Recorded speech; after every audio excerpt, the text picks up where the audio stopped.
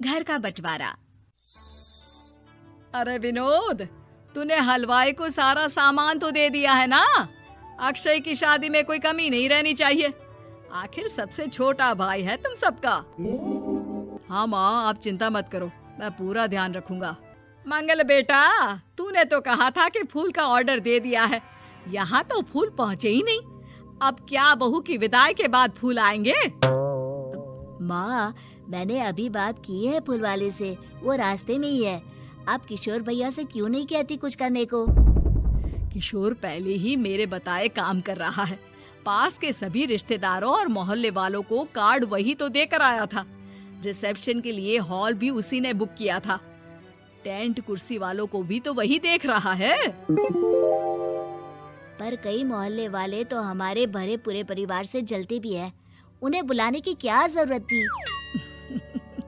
बेटा, शादी ब्याह में तो बुलाना ही पड़ता है, नहीं तो लोग क्या कहेंगे। दादी दादी देखो ना, हलवाई अंकल हमें लड्डू नहीं दे रहे, आप इनको डांटो ना। अरे चैन सुख दे देना बच्चों को लड्डू, क्यों तंग कर रहा है इन्हें? बीबी जी, मैं कहाँ मना कर रहा हूँ, लेकिन लड्डू बनते ही ये बच्चे उठा उठा कर खा लेते हैं। अरे मैं तो इन्हें थाल में रख के परोस भी नहीं पा रहा। भागो, अब कोल्ड ड्रिंक पीने चलते हैं। भागो भागो, अब कोल्ड ड्रिंक पीने चलते हैं। जैसे कि आप देख रहे हैं, आज इस घर के सबसे छोटे बेटे अक्षय की शादी है। घर में बहुत चहल पहल है। कुलभूषण की बीवी कमला को फुर्सत ही नहीं है कामों से, लेकिन कुलभूषण और घर के बाकी लोग कहाँ हैं? आइए देखते हैं। अजी, आप यहाँ आराम से बैठकर गाने सुन रहे हो और घर में अभी तक इतने काम बचे हैं करने को। अरे भाई, मेरे सबसे छोटे बेटे की शादी है, इसके बाद तो मैं अब चिंता मुक्त हो ही जाऊंगा। और फिर घर में तुम हो, बेटे बहुएं हैं, तुम लोगों के होते हुए मैं क्यों काम करूं? मैं तो शान से बेटे की शादी में जाऊंगा तैयार होकर। अरे ठीक है, अब आप आराम ही कीजिए।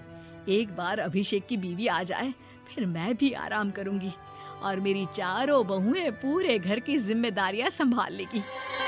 इतना कहकर कमला वापस अपने काम में लग जाती है। बेटा भी, तू अब तक तैयार नहीं हुआ? किससे बात कर रहा है फोन पर? तैयार कैसे हूँ? सैलून जाने से तो आपने मना किया है, क्योंकि मुझे हल्दी लग चुकी है। भाभीयों को देखो, सुबह से पार्लर में है। अक्षय की शादी हो जाती है और नंदिता बहू बनकर घर आ जाती है, लेकिन इस घर की खुशियों को मानो किसी की नजर लग गई थी। नंदिता के आने के बाद आए दिन घर की शांति भंग होती रहती। अपने माँ बाप की इकलौती बेटी को इतने बड़े परिवार की जिम्मेदारियां कहाँ संभालनी थी? अभी देखो ना, मेरे हाथों की मेहंदी भी अभी नहीं उतरी है और तुम्हारी मम्मी ने मुझे घर के कामों में लगा दिया। मैंने सोचा था कि घर की सबसे छोटी बहू होने के कारण मुझे सब पलकों पर बिठा के रखेंगे, पर यहाँ तो पलक झपकने की भी फुर्सत नहीं मिलती। देखो नंदू, शादी के पहले ही मेरे घर वालों ने तुम्हें और तुम्हारे पेरेंट्स को बता दिया था कि मैं जॉइंट फैमिली में रहता हूँ, तो फिर अब ये शिकायत क्यों? और फिर तुमसे पहले मेरी भाभियां भी तो आई थी शादी करके, उन्होंने तो कभी कुछ नहीं कहा। नंदिता तब तो चुप हो जाती है, लेकिन ऐसा बहुत दिनों तक नहीं चलता। अरे नंदिता, माँ बाबूजी की दवाई का टाइम हो गया है, उन्हें दवाई दिलाओ और उसके बाद सबके लिए नाश्ता बना देना। पर भाभी, मैं तो अभी अपना फेवरेट सीरियल देख रही हूँ। प्लीज मेरी जगह आप कर लो ना ये काम। ठीक है, मैं तेरी जगह माँ बाबूजी को दवाई दे आती हूँ और नाश्ता बना लेती हूँ। तू मेरी जगह पूरे घर की डस्टिंग करके 5 बच्चों को स्कूल के लिए तैयार करके भेज देना और दोपहर का खाना बनाने के बाद कपड़े धोकर सुखा देना। उसके बाद हम दोनों मिलकर बाजार जाकर सब्जी ले आएंगे, फिर डिनर की तैयारी कर लेंगे और उसके बाद बस भाभी, मैं माँ बाबूजी को दवाई देकर सबके लिए नाश्ता बना देती हूँ। हे भगवान, ये कहाँ लाकर फंसा दिया मुझे। मेरे घर में तो गिनती की 8 रोटियां और 2 सब्जी बनती थी और नाश्ता निपट जाता था। यहाँ तो रोटियों का ढेर और सब्जियाँ बड़े बड़े पतीलों में बनानी पड़ती है। नाश्ता बनते बनते लंच का टाइम हो जाता है और लंच बनते बनते डिनर का। अभी मुझ में तुम्हारे पूरे परिवार का नखरा उठाने की और ताकत नहीं बची। मैं ऐसे नहीं रह सकती। अरे तो क्या चाहती हो तुम? मुझे अलग रहना है बस। तो ठीक है, हम कल ही शिफ्ट हो जाएंगे किराए के घर में।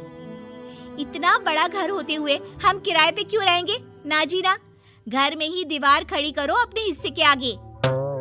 घर के साथ साथ घर की खुशियों में भी दीवार खींच जाती है। ऐसे ही कई महीने बीत जाते हैं और नंदिता माँ बन जाती है। बच्चे के आने से अभिषेक के कंधों पर खर्चों का बोझ आ पड़ता है। अभिषेक का बोझ कम करने के लिए नंदिता भी पार्ट टाइम जॉब कर लेती है, लेकिन इससे उसके सर पर नौकरी, घर और बच्चे की जिम्मेदारी बढ़ जाती है। नंदिता, ये क्या है? तुमने घर भी ठीक से साफ नहीं किया, ना ही मेरे कपड़े धुले हैं। चिंटू के बाल भी कटवाने जाना था, देखो उसके बाल कितने बढ़ गए हैं। अरे करती क्या हो पूरा दिन तुम? मैं करती क्या हूँ? तुम्हारा नाश्ता और लंच बनाने के बाद चिंटू को डे केयर सेंटर पर छोड़कर आती हूँ, फिर खुद ऑफिस जाती हूँ। पूरा दिन काम करके आने के बाद बिना आराम किए बाजार से सब्जियाँ लेकर आती हूँ, घर आकर खाना बनाती हूँ, चिंटू को देखती हूँ और क्या करूँ मैं? तो किसने कहा था अपने सर पर इतने काम लेने को? मत जाओ ऑफिस। ऑफिस जाए बिना घर के खर्चे कहाँ से पूरे होंगे? चिंटू की डे केयर का खर्च, उसके लिए बेबी फूड का खर्च, प्रेस वाले का खर्च, ये सब तुम्हारी सैलरी से होता नहीं है। अगर परिवार से अलग नहीं होती तो इतनी मुसीबतें नहीं उठानी पड़ती तुम्हें परिवार के साथ मिलकर काम करने में दिक्कत थी, लेकिन काम तो अब भी बहुत है तुम्हारे सर पर। चिंटू को भी डे केयर भेजने की जरूरत नहीं पड़ती। उसको गोद में खिलाने के लिए दादा दादी और घर के सभी बड़े होते। उसके साथ खेलने के लिए उसके भाई बहन भी होते। मेरे तीनों बड़े भाइयों के बच्चे भी बड़े हुए हैं, लेकिन बिना महंगा बेबी फूड खाए, क्योंकि मेरी माँ और भाभियाँ बहुत अच्छे से जानती है कि बच्चे को क्या खिलाना चाहिए। बिजली के बिल जैसे खर्चे भी सब मिलकर बांट लेते थे। लेकिन तुम्हें तो सबसे अलग रहने में ही मजा आता है, तो अब शिकायत क्यों करती हो? बस करो अभिषेक, बस करो। मैं मानती हूँ कि मैं गलत थी। मेरे एक गलत फैसले ने हमें बिल्कुल अकेला कर दिया है सबसे।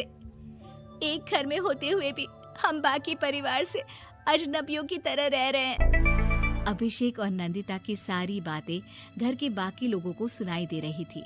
तभी कमला बोल पड़ती है। अरे नंदिता बहू, किसने कहा कि तुम अकेले हो? तुम्हारा इतना भरा पूरा परिवार है ना तुम्हारे साथ। हम तो बस ये चाहते थे कि तुम अपनी गलती समझ जाओ। अगर हम तुम्हें समझाते तो शायद तुम ना समझती, लेकिन अपनी गलती का एहसास तुम्हें खुद हो गया है, तो अब तुम समझ चुकी हो परिवार में एक साथ रहने का मोल क्या होता है। मम्मी जी, मुझे माफ कर दीजिए, अब ऐसा दोबारा कभी नहीं होगा। अरे माफी बाद में, पहले मेरा पोता जरा मेरी गोद में तो दे, और तू जाकर सबके लिए चाय बना ला।